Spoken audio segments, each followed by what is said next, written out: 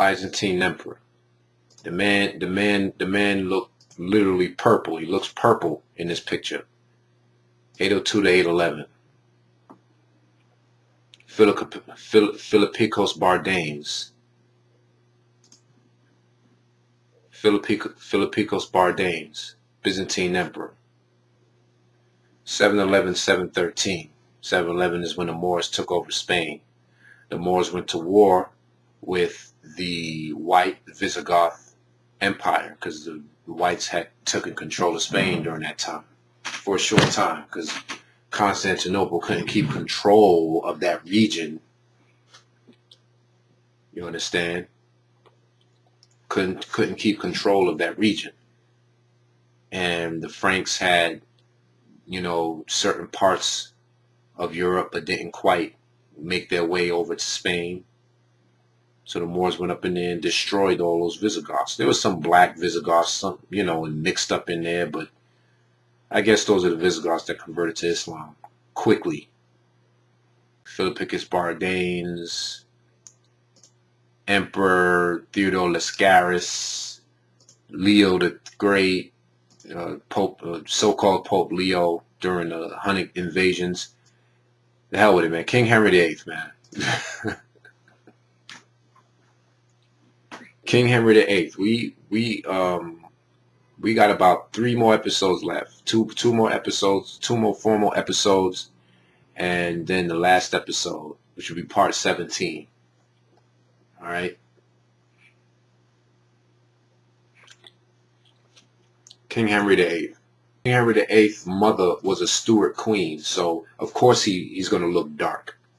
Well, he was a tear. He was a freaking tear. He was not people, but he was a dark-skinned man. Okay? King Henry VIII. Look at this. Dark skin.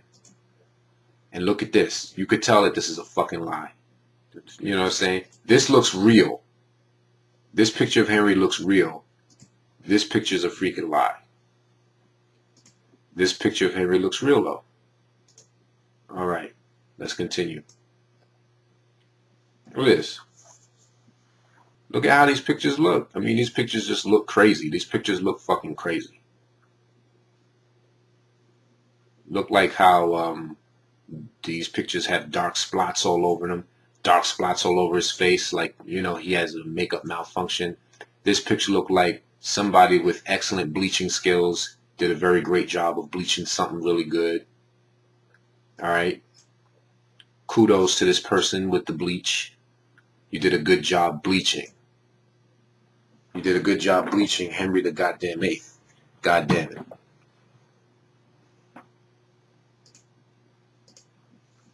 Okay. Big pictures of Henry VIII. Henry VIII is the only black man in the room. Because everybody else was probably drawn in or whatever to make it look like, you know, the white man is ruling in Europe at that time. The white man ain't no European. The white man just got here. Literally. King Henry VIII, man. A dark-skinned man. For all I know, he was a Negro. But I have to just go with the facts of the matter that is at hand. Just that he was Welsh nobility and the Welsh were white people. King Henry VIII, dark-skinned, man. I don't want to make a big deal out about it because I'm more than proving my point. Dark pictures of this guy, dark pictures of that guy. What in the fuck is going on? What's really going on? The white man's a liar. That's what's going on. That's what's really going on. That's what's really good. The white man's a liar. That's what's really good.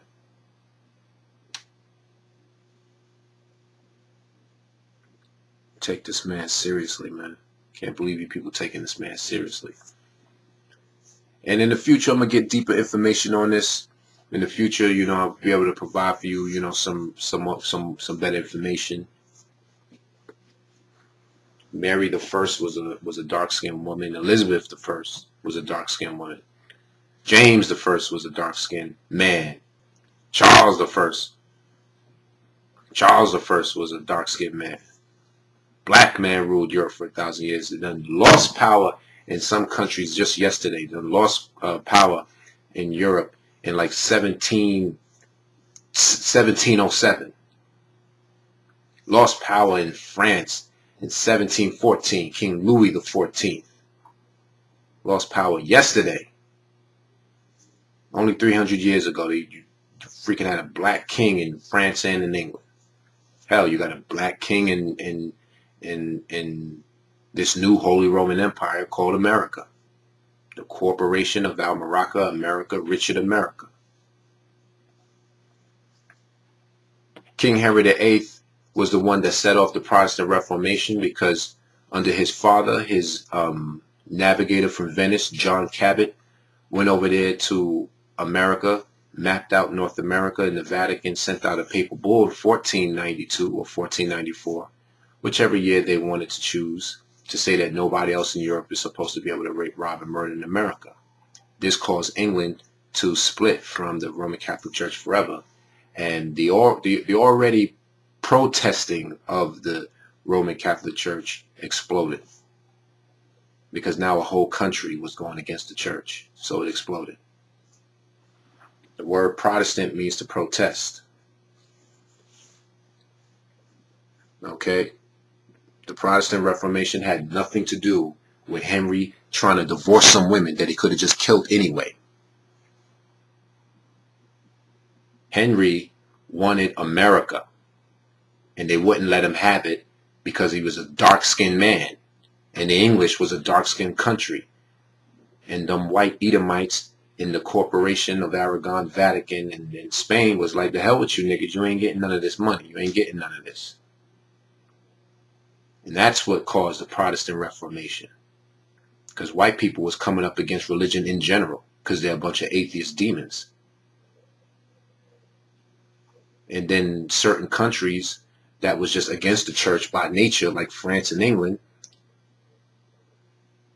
you know, push came to shove, they broke away from the church, and then history will turn around and tell you, well, he wanted to chop some women's heads off because he didn't have a son. Come on, you're not gonna create a whole goddamn religion over something that trivial. You're the King of England. You could just get a divorce, okay? What they don't tell you is that the European monarchs used to tell the church what to do, not the other way around. So why would a King of England, who most likely knows his history, have some sort of problem with what the church has to say? Them churches didn't do, listen, the monarchies of Europe, they didn't answer to the Roman Catholic Church or the Eastern Orthodox Church during them Crusades and even before that. So now all of a sudden King Henry is going to be feeling like he has to answer to somebody. They're lying to you, man. It was about America. They killed John Cabot, stole his maps, and one of them agents named Amerigo Vespucci, Vespucci means wasp, decided to put his names on the maps. Because his first name was similar to the last name of one of the places that John Cabot named. Richard America was, in fact, the man that provided the ships and financial backing to John Cabot. John Cabot discovered northern Canada first and named it Quebec after himself. You put your last name on that land when you're a commoner. That's the tradition. But if you're royalty, you gotta put your first name, because your last name is probably so well known, no one would know the difference between who and who. You're not going to say Saxe Coburg Gotha. You're going to just say Elizabeth, or what's her name, Victoria, whatever, because everybody knows your last name. So John Cabot discovered northern Canada and decided to name that place Quebec, but it wasn't recognized. It was the French who took over that region centuries later, that knew the history, that decided to give the man credit for what he had done.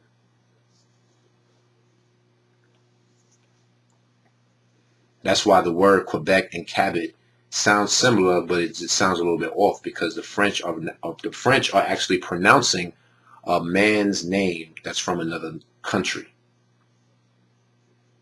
You understand? But Amerigo Vespucci was supposed to name Amerigo Vespuccio or Vespuccia. Amerigo Vespucci forged his name on maps that he did not create. So that's the fraud of America. America was named after a Welshman up in England. That's the real origin of America. Also, on top of that, you know, you might want to call this place Al Morocco any goddamn way because there's nothing but black people running around the place. So the black man is the original American, but keep in mind that word America, you know, is not really us either. That's some kind of European. Might be a man of color, but who cares? That's the real origin of America. Your head is filled up with lies, man. Your head is just filled up with nothing but lies. There ain't nothing in your head that's even worth a damn, worth wondering about and thinking about, man. All right. Amerigo Vespucci and his fraud. Amerigo Vespucci and the fraud of America. Al Morocco, Richard America. John Cabot. He was the first admiral of England because the damn English didn't have a navy. Black England didn't have a navy. Black England didn't have a navy, man. This guy's a Venetian. His name is John Cabot. He's from Venice, and he's a professional sailor. And he goes up to England. Well, anyway, there it is, man. That's what went down with America. You know what I'm saying? King Henry VIII, you know, broke away from the Catholic Church because they wouldn't give them credit for America, which exploded the Protestant Reformation. And the English government translated the Bible to English through that. King James didn't translate the Bible to English. He retranslated it into English. There were already English Bibles running around. Okay. John Cabot discovered northern Canada, named it after himself, then named the South after a financial benefactor and the man that gave him the ships. They killed John Cabot, and then an agent of the Vatican steals his maps, puts his name on it. That's the fraud of America, Amerigo. That's the fraud. And they teach you in school about America, Amerigo, because by the time you get to the 1700s, the Vatican had control of everything. So what they do is that they teach the fraud still, but they still work under the auspices of the truth. That's why America ended up being English. This was all allowed to happen because the English discovered it in the first place. And once the Vatican took over in the late 1600s, they just, you know, did things under the auspices of the truth. Okay, look, y'all gonna be English since y'all discovered it. You know, that type of shit.